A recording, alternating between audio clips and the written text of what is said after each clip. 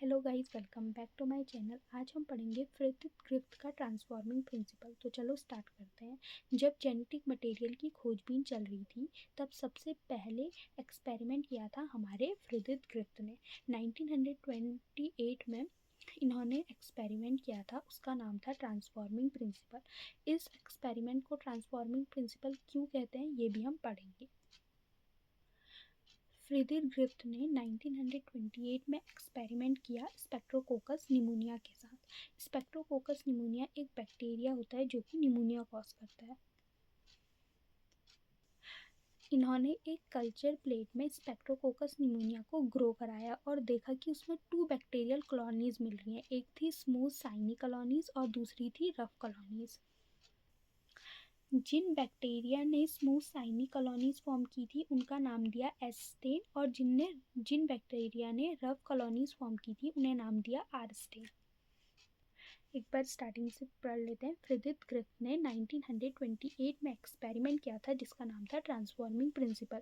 इनने स्पेक्ट्रोकोकस निमोनिया लिया था। स्पेक्ट्रोकोकस निमोनिया एक बैक्टीरिया होता है जो कि निमोनिया कॉज करता है। एक कल्चर प्लेट में इन्होंने स्पेक्ट्रोकोकस निमोनिया को ग्रो कराया और देखा कि 2 बैक्टीरियल कॉलोनीज फॉर्म हो रही हैं, स्मूथ साइनी कॉलोनीज और rough colonies. Smooth shiny colonies का नाम उनने एस्टेन रख दिया और रफ कॉलोनीज का नाम उनने आरस्टेन रख दिया। जो स्मूथ साइनी कॉलोनीज थी वो निमोनिया कॉज करती थी, जबकि जो रफ कॉलोनीज थी वो निमोनिया कॉज नहीं करती थी।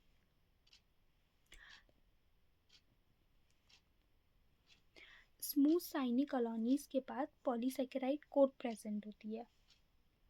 जब स्मूथ साइनी कॉलोनीज बैक्टीरिया के अंदर जाती है तो इसके पास पॉलीसेकेराइड कोट है, तो ये होस्ट की बॉडी में जाके होस्ट की बॉडी फाइट नहीं कर पाती, तो ये निमोनिया कॉज कर देती है। जबकि जो आरस्टेन है रफ कॉलोनीज, उसके पास कोई म्यूकस कोट नहीं होती, इसीलिए जब वो होस्ट की बॉडी में जाती है तो होस्ट की बॉडी उससे फाइट कर लेती है और ये नॉन डिजीज कॉजिंग होती हैं। जो S strain smooth shiny colonies होती हैं वो डिजीज कॉजिंग होती हैं। R strain non disease causing होती है। एस स्टेन के पास पॉलीसेकेराइड कोड होती है, इसीलिए वो डिजीज कॉजिंग होती हैं, और आर स्टेन के पास पॉलीसेकेराइड कोड नहीं होती, इसलिए वो नॉन डिजीज कॉजिंग होती हैं। इसके बाद फ्रेडरिक ग्रिफ्थ ने माइस लिया और जो एस स्टेन जिनके पास पॉलीसेकेराइड कोड थी उसे माइस में डाला, तो माइस की डेथ हो गई। फिर आर स्टेन जिनके पास पॉलीसेकेराइड कोड नहीं थी और जो नॉन डिजीज कॉजिंग थे उन्हें माइस में डाला, तो माइस जिंदा रहा। फिर जो एस स्टेन था और जिनके पास पॉलीसेकेराइड कोड थी उन्हें हीट किल्ड करके माइस में डाला, तो माइस लीव रहा। फिर एस स्टेन को हीट किल्ड करके आर स्टेन के साथ डाला, तो माइस डेथ हो गया। तो उन्होंने देखा कि कुछ चीज़ थी जो एस स्टेन से आर स्टेन में ट्रांसफ़र हुई जिससे माइस की डेथ हो गई। तो फ्रेडरिक ग्रिफ्थ ने इस एक्सपेरिमेंट का नाम ट्रांसफॉर्मिंग प्रिंसिपल इसीलिए रखा क्योंकि जो एस स्टेन था जिसके पास पॉलीसेकेराइड कोड थी और जो डिजीज़ कॉजिंग था उससे कुछ चीज़ ट्रांसफ़र हुई आर स्टेन में जो कि नॉन डिजीज़ कॉजिंग था, जिससे माइस की डेथ हो गई। और इस पूरे एक्सपेरिमेंट को हम ट्रांसफॉर्मिंग प्रिंसिपल कहते हैं।